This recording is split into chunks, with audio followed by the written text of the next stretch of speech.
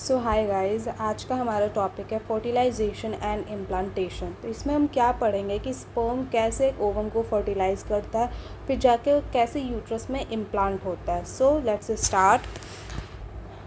During copulation coitus semen is released by the penis into vagina.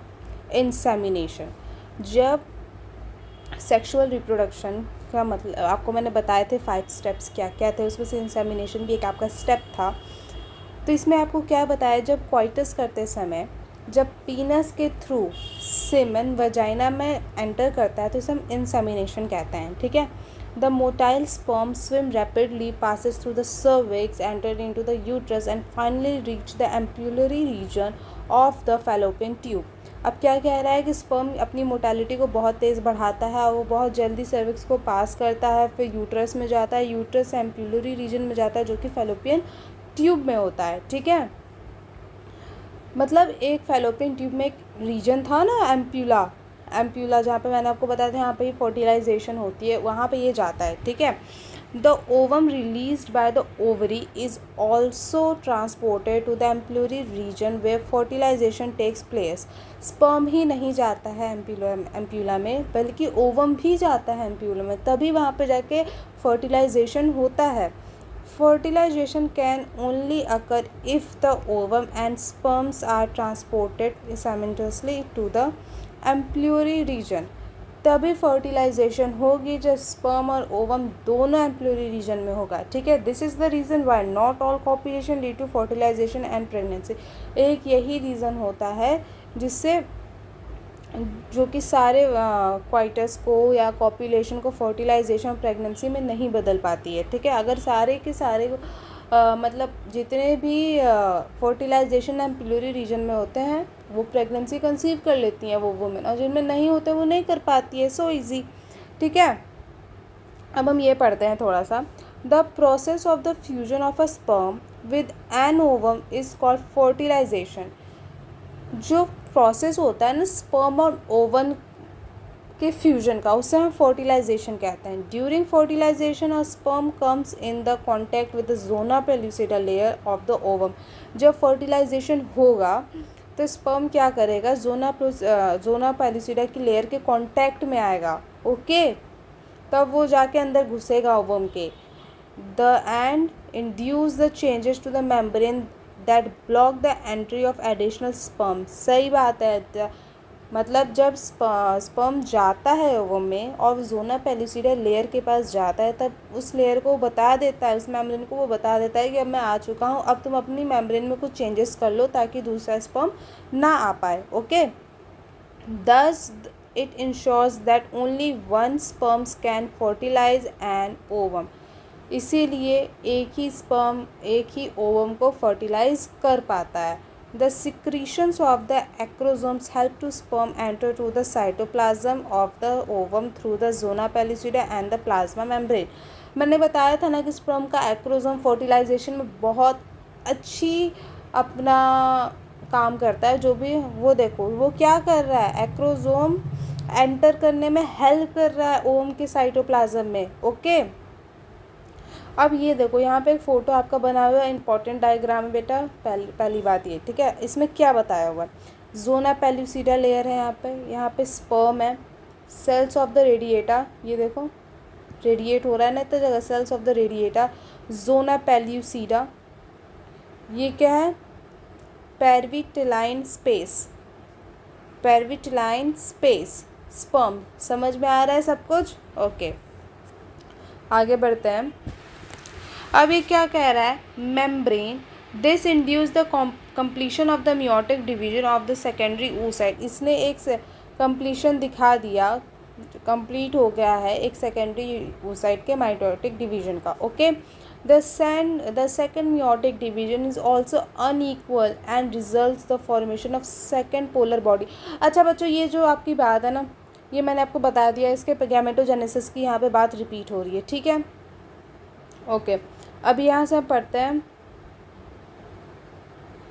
Soon the haploid nucleus of the sperm and the ovum fuse together and form the and diploid zygote, ये हमें पता है कि अगर mail का haploid और female का haploid आके फ्यूज़ होगा तो जाहिर सी बात है जाइगोट बनाएगा। ओके, अब क्या बोल रहा है, one has the remember that the sex of the baby has been decided at this stage itself. Okay, ठीक है, ये तो बहुत सिंपल अंग्रेजी आप लोग को समझ में आ गया होगा। As you know the chromosomes pattern in the human female is X x.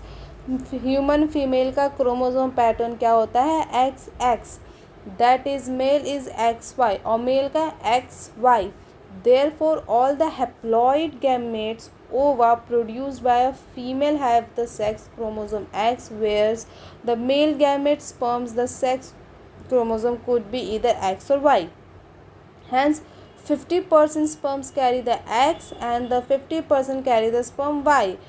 After fusion of, इसको मैं आपको एक साथ इसका हिंदी समझाती हूँ मैं आपको। After fusion of this male and the female gametes of the zygote would carry either X X and X Y depending on the whether of the sperm carry X और Y fertilise the ovum. Zygote carrying X X would develop into a female baby and X Y would from a male. Okay, इसमें आपको इतने में आपको क्या बताया वो मैं आपको समझा रही हूँ। फीमेल के पास एक्स एक्स होगा और एक्स एक्स क्रोमोसोम और मेल के पास होगा X Y chromosome. Okay, male के पास अगर एक्स वाई क्रोमोसोम है तो हम एक्स से लड़की को आइडेंटिफाई करेंगे, वाई से हम लड़के को आइडेंटिफाई करेंगे। इसमें किसी भी औरत का दोष नहीं है क्योंकि औरत के पास तो डबल एक्स हैं। ओके, जब एक एक्स से जाके, जब एक हैप्लॉइड एक्स से जाके कोई भी मेल का एक्स हैप्लॉइड आ गया या वाई हैप्लॉइड आ गया वो मिल गया, अगर एक्स वाई बनता है तो लड़के पैदा होते हैं और अगर एक्स एक्स बनता है तो लड़की पैदा होती है। ठीक है, तो इसमें कहीं भी फीमेल का तो रोल ही नहीं है, फीमेल को तो यहाँ पे चूज़ करने का चांस ही नहीं है। फीमेल में तो बस एक्स एक्स बन रहा है, जो भी चांस है मेल में है। ठीक है, मतलब पहले के ज़माने में होता ये था ना कि लड़कियों को बोला जाता कि तुमने लड़की पैदा कर दी, तुमने लड़की पैदा कर दी। नहीं भाई, अपने लड़के में देखो, लड़के में ज़्यादा दिक्कतें हैं। ठीक है, अब ये क्या कह रही है, the meiotic division start as a zygote move through the isthmus of the oviduct called cleavage towards the uterus. अब ये क्या कह रहा है, जो मायोटिक डिवीजन होता है स्टार्ट होता है जाइगोट के थ्रू, इस्थेमस से जाएगा ओविडक्ट से, वो जो भी यूट्रस तक जाने तक जो भी ये चीज़ें होंगी उसे हम क्लीवेज कहेंगे। ठीक है, and forms 2, 4, 8, 16 daughter cells called blastomeres. 2, 4, 16 outer cell called blastomere. समझ रहे हो, मतलब 2 से 4, 4 से 8, 8 से 16 जो सेल्स बनेंगे, ये देखो डिवाइड कर रहे हैं ना, ये इसे हम ब्लास्टोमियर्स कहेंगे। The embryo with the 8 to 16, ये मैं आज दूसरे दिन रिकॉर्ड कर रही हूँ, सो ठीक है, उस दिन तो कुछ प्रॉब्लम्स आ रही थी, सो यहाँ से मैं पढ़ना था। Blastomeres is called a morula. हम ब्लास्टोमियर्स को हम मॉर्यूला कहते हैं। अभी मैं आपको ड्राइंग में समझाती हूँ। The morula continues to a divide and transform into blastocyst. जो मॉर्यूला होता है वो कंटिन्यूस डिवाइड करता रहता है, डिवाइड डिवाइड डिवाइड, फिर वो जाके किस में ट्रांसफॉर्म हो जाता है, एक ब्लास्टोसिस्ट में। Okay, as it moves further into the uterus, जैसे ही ये ब्लास्टोसिस्ट यूट्रस में जाता है या ये चला जाता है, the blastomeres in the blastocysts are arrange into an outer layer called trophoblast.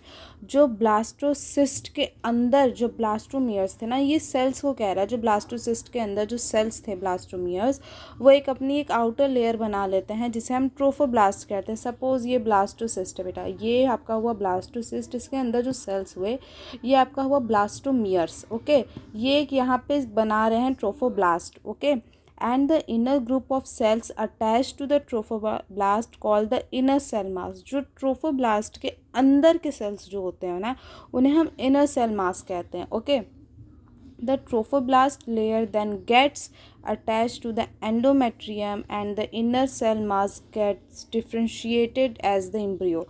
क्या कह रहा है, जो ट्रोफोब्लास्ट होता है वो अंदर जाता है एंडोमेट्रियम में और चिपक जाता है। ठीक है, लेकिन जो इनर सेल मास होता है वो डिफ्रेंशिएट हो जाता है और आगे किस में जाके बन जाता है, इनर सेल मास एम्ब्रियो बन जाता है डिफ्रेंशिएट होके। Okay, after attachment the uterine was divide rapidly and covers the blastocyst. Attachment के बाद जो यूटेराइन डिवाइड होके ब्लास्टोसिस्ट को कवर कर लेता है बेटा। जैसे ये आपका हुआ पेट, ठीक है, या ये हुआ आपका यूट्रस, रुको बेटा, ये हुआ आपका यूट्रस, यहाँ पे आपका कहीं हो गया, इसको एज ए यूट्रस ऐसे कवर कर लेता है, ठीक है, वही आपको बता रहा है इधर, ठीक है। As a result the blastocyst becomes embedded in the endometrium of the uterus. जो ब्लास्टोसिस्ट होता है वो एम्बेडेड होता है एंडोमेट्रियम में, ठीक है, यूट्रस के। This is called the implantation and leads to pregnancy. इसे ही हम इम्प्लांटेशन कहते हैं। ब्लास्टोसिस्ट का यूट्रस में जुड़ना इज कॉल्ड इम्प्लांटेशन, और ये आगे जाके प्रेगनेंसी सीव कराता है, मतलब आगे जाके प्रेगनेंसी इसी से होती है, ठीक है। थैंक यू बेटा, मैंने आज आपका ये कंप्लीट करा दिया। कौन सा टॉपिक था ये? आई थिंक ये गेमेटोजेनेसिस था। नो, फर्टिलाइजेशन इम्प्लांटेशन वाला मैंने आपका कंप्लीट करा दिया topic. Thank you for watching. अरे रुको, मैंने ये नहीं पढ़ाया ना। हाँ, इसको आप देखो, क्या है ये आपको क्या दिख रहा है? देखो, एक ये ओवम है, ठीक है, ये तो ओवम आपको दिखा रहा है। ये आपको फर्टिलाइजेशन आपकी दिखा रही है, ठीक है। सेल्स डिवाइड कर रहे हैं 2 से 4, जाइगोट बन गया है 2 से 4, 4 से 8, मॉर्यूला के बाद आप देखो ये कितने सारे मॉर्यूला जब बना है इसके अंदर कितने सारे सेल्स हैं। अब ये देखो ब्लास्टोसिस्ट, और ये जो सेल्स थे ना, और ये जो सेल्स थे, इसको हम ब्लास्टोमियर्स कहेंगे। ये ब्लास्टोसिस्ट जाके इम्प्लांट हुआ। अब देखो यहाँ से यहाँ पे ओवम, यहाँ पे स्पर्म की फर्टिलाइजेशन, यहाँ से डिवाइडिंग चालू हुआ। एफ मतलब यहाँ पे हमारे मॉर्यूला, ये मॉर्यूला हुआ, ये मॉर्यूला की आगे वाली स्टेज, फिर ये क्या है, ब्लास्टोसिस्ट बन गया। कि क्या हो रहा है, ब्लास्टोसिस्ट जाके इम्प्लांट हो गया, ये आपको बता रहा है, ठीक है। और ये तो मैंने आपको बता ही दिया था। तो थैंक यू बच्चों, कीप स्टडी, थैंक यू।